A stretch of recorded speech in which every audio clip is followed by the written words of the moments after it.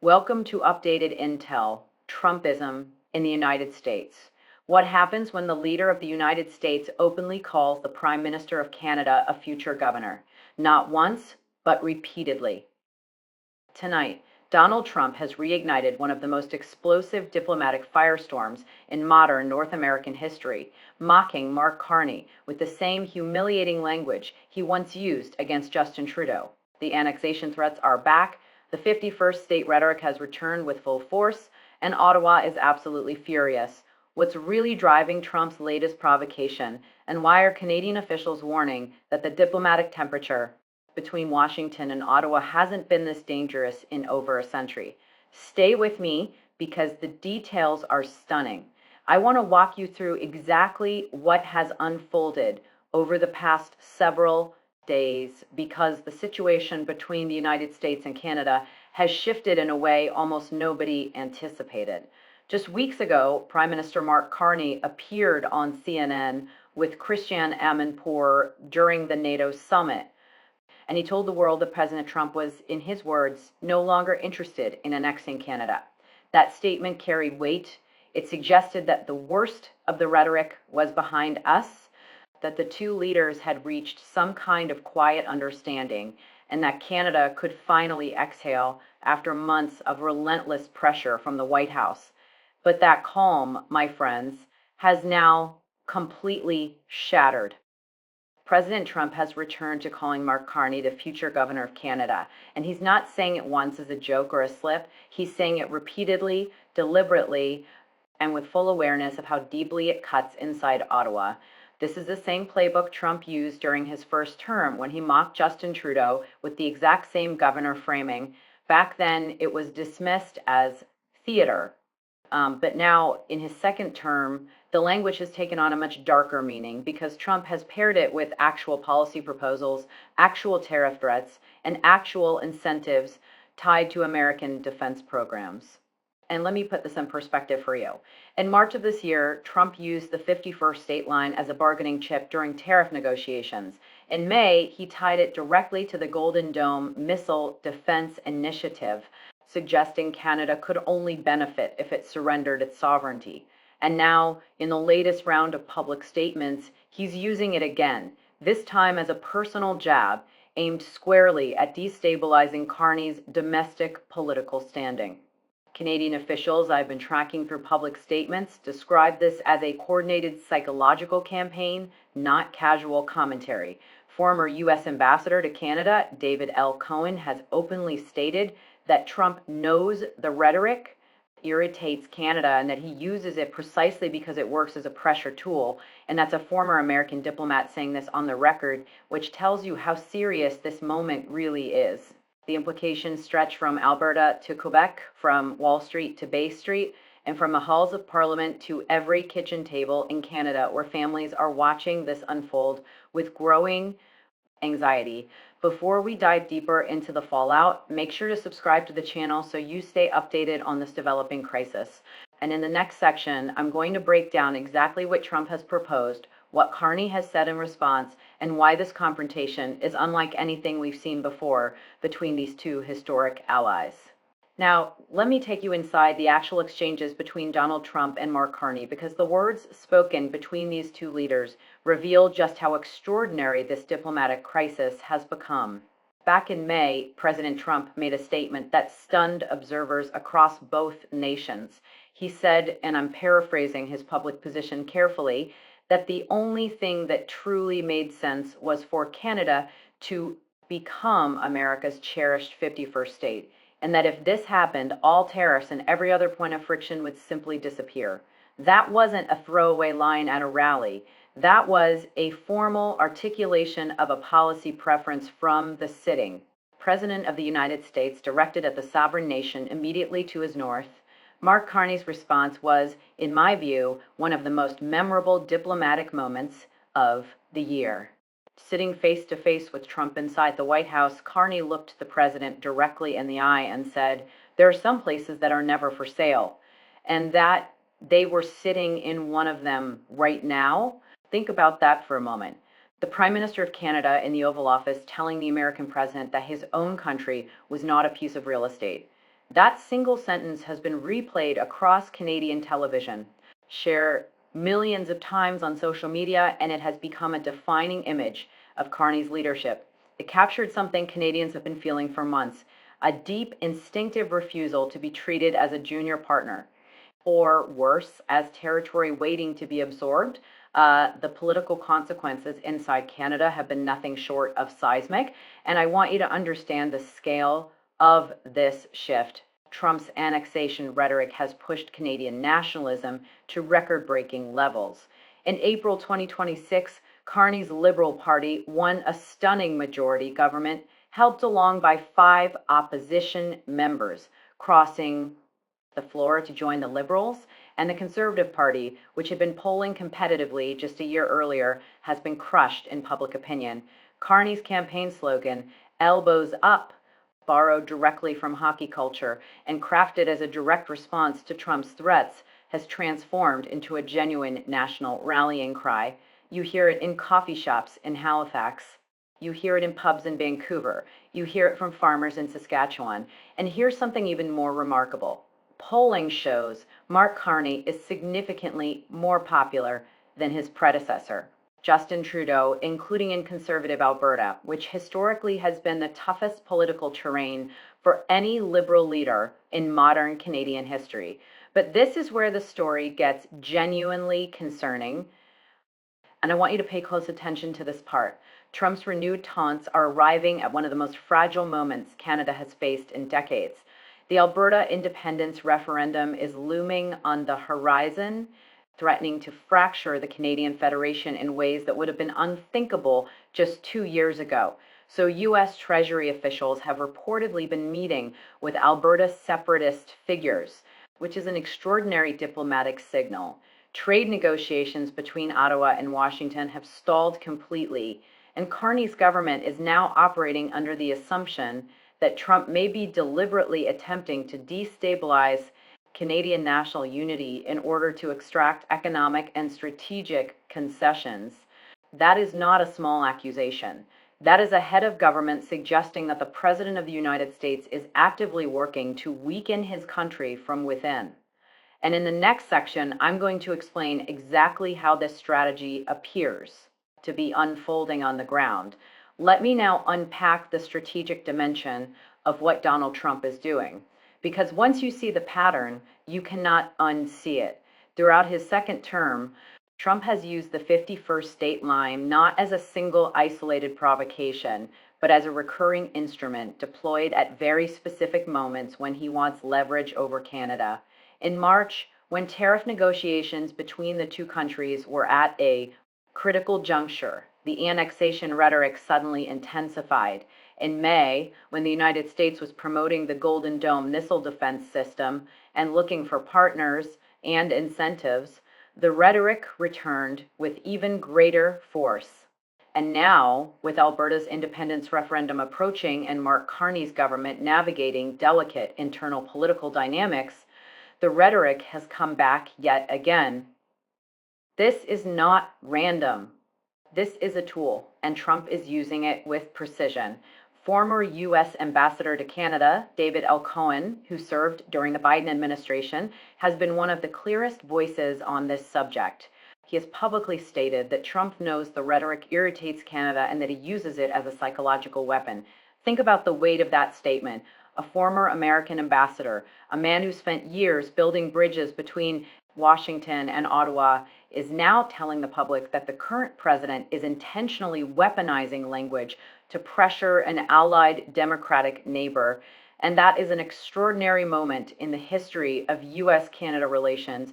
And it tells you how unusual this period really is.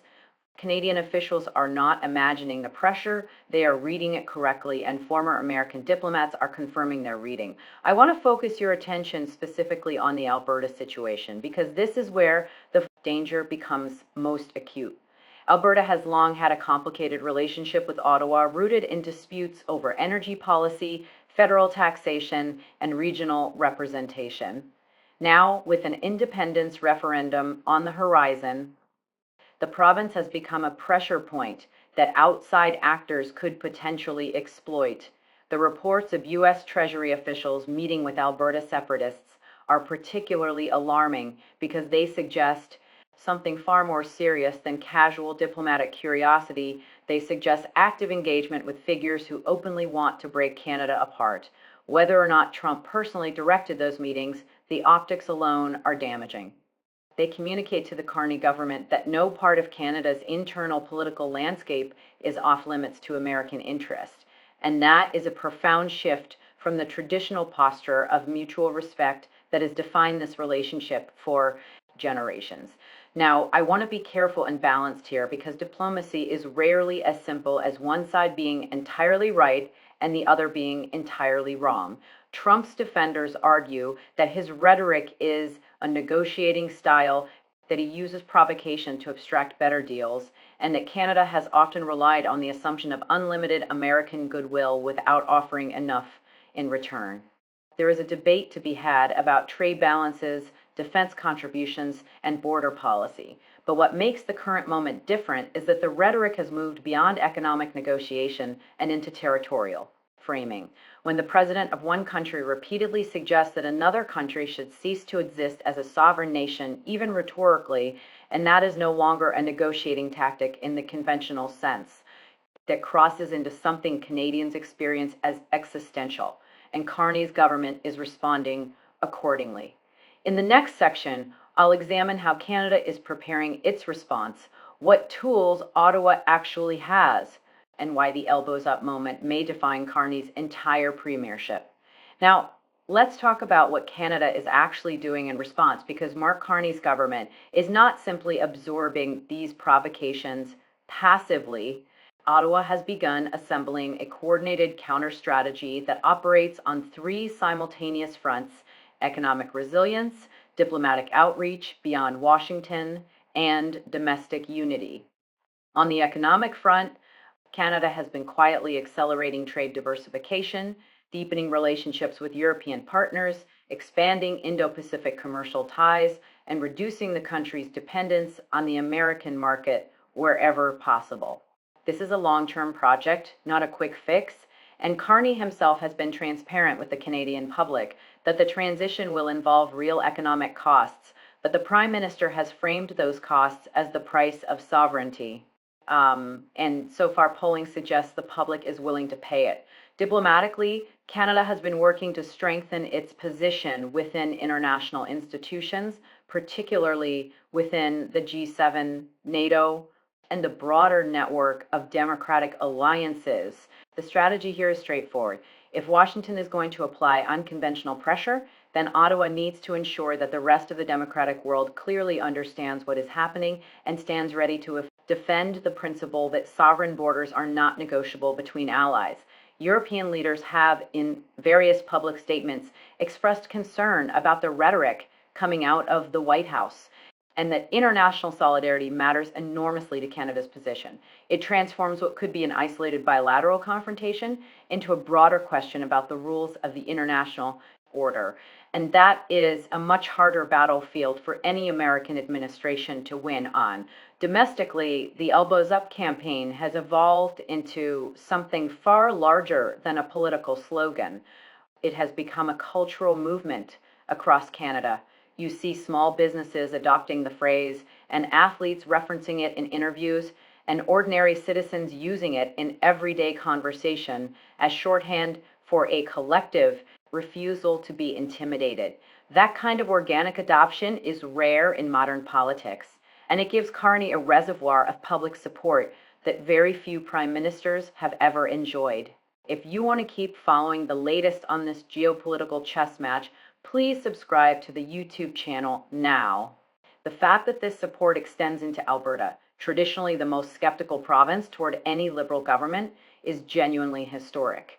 It tells me that Canadians, regardless of region or political affiliation, are responding to the threat to national sovereignty before any other consideration.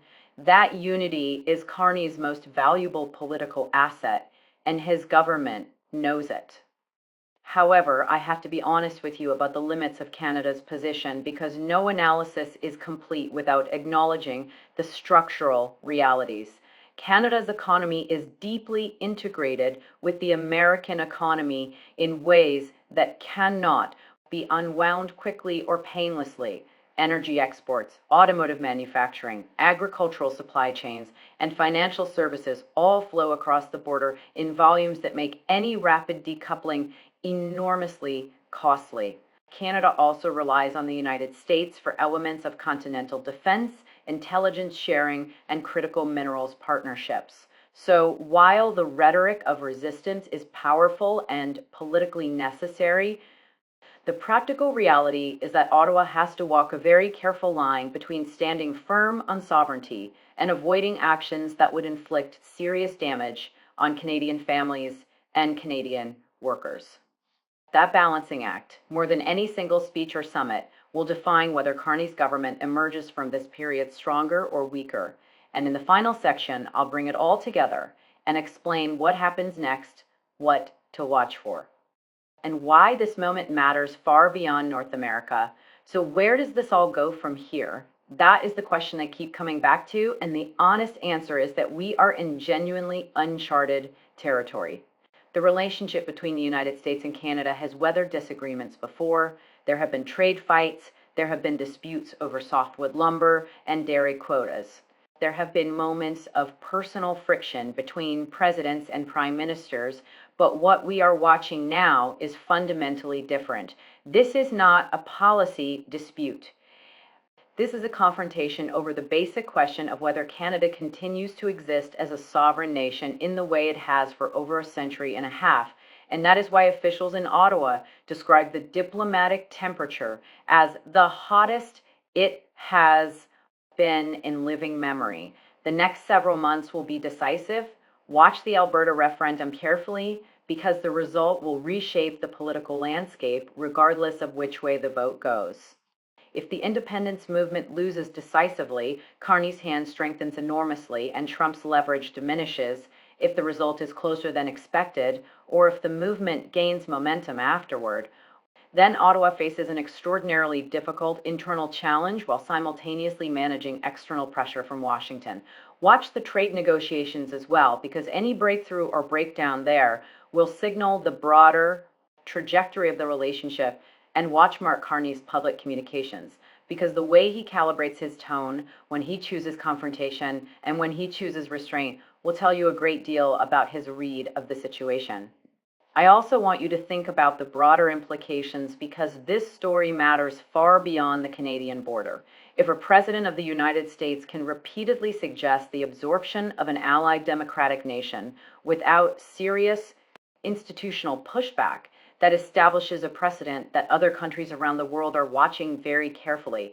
Allies in Europe, in Asia, and in Latin America are asking themselves what this kind of rhetoric means for their own relationships with Washington. Adversaries are watching to see whether the traditional norms of American diplomacy still hold or whether the rules of international engagement are being rewritten in real time. The decisions Carney and Trump make in the coming months will echo far beyond Ottawa and Washington, and that is something every viewer should keep in mind as this story continues to unfold. I'll leave you with one final thought before we close. Diplomacy at its best is built on the assumption that sovereignty is not a question to be reopened every few months by whoever happens to hold power. It is the foundation, not the bargaining chip. And when that foundation gets shaken, even rhetorically, the consequences ripple through every other aspect of the relationship, from defense cooperation to economic planning to cultural exchange. Mark Carney understands this. His elbows up posture is not just political branding, it is a recognition that some principles have to be defended publicly and consistently, even when the cost is high, because the alternative is a slow erosion that becomes impossible to reverse. Whether Carney succeeds in defending those principles and whether Trump eventually steps back from the annexation, rhetoric will shape North America for a generation. The stakes couldn't be higher for the future of the continent. Every development in the next quarter will be critical to the survival of the current cross-border arrangement. As we watch these two leaders navigate this unprecedented friction, the global community is essentially observing a masterclass in modern power dynamics. It's no longer just about the 20% tariff or a specific trade route, it's about the very identity of a G7 nation. The friction we're seeing today isn't just a bump in the road, it's a potential fork in the path for two of the world's most integrated economies. We've seen similar tensions in history, but rarely with this level of public intensity from the Oval Office. As we continue to monitor the situation, it becomes clear that the strategy employed by the White House is designed to keep Ottawa off balance by constantly shifting the goalposts and reintroducing the 51st state narrative. The administration ensures that the Canadian government must spend a significant portion of its political capital simply reasserting its right to exist as an independent entity. This, in turn, may limit Carney's ability to focus on other pressing domestic issues such as housing affordability or healthcare reform. It is a classic move from the Trump playbook: dominate the news cycle and the diplomatic agenda with a statement. Outrageous that it forces the opponent into a defensive posture. Meanwhile, the undercurrents of the Alberta independence movement provide a perfect backdrop for this strategy. By engaging with separatist elements, even at a lower departmental level, the U.S. sends a signal that the integrity of the Canadian Federation is not necessarily a priority for Washington. This puts immense pressure on Carney to maintain a unified front at home while simultaneously fighting a diplomatic war on the southern border. The coming weeks will likely see more high-stakes meetings and potentially more incendiary social media posts. The world will be watching to see if the elbows-up approach can actually hold the line against a neighbor that is 10 times larger in population and economy. This is a story of David and Goliath. But in a world of integrated supply chains and shared defense networks, the outcome will tell us a lot about the resilience of middle powers in an era of resurgent populism and America First foreign policy.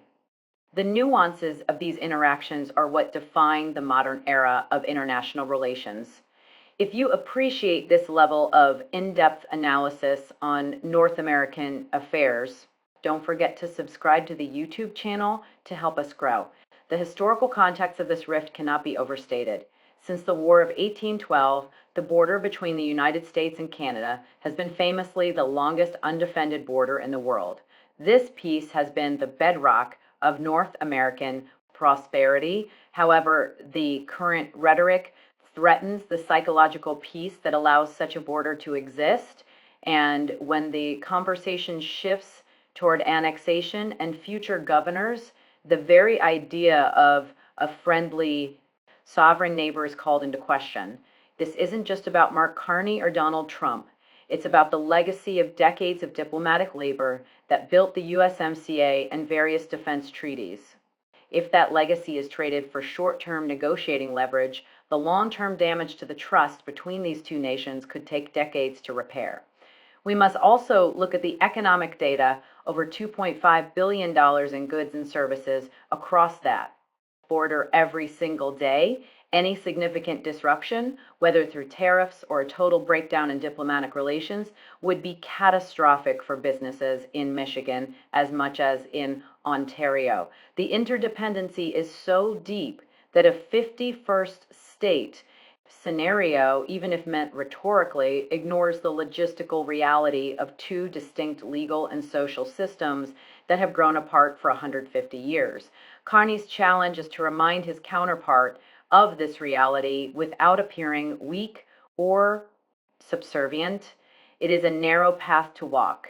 As we move into the final months of the year, the rhetoric will likely either boil over or reach a point of exhaustion. Either way, the map of North American diplomacy is being redrawn.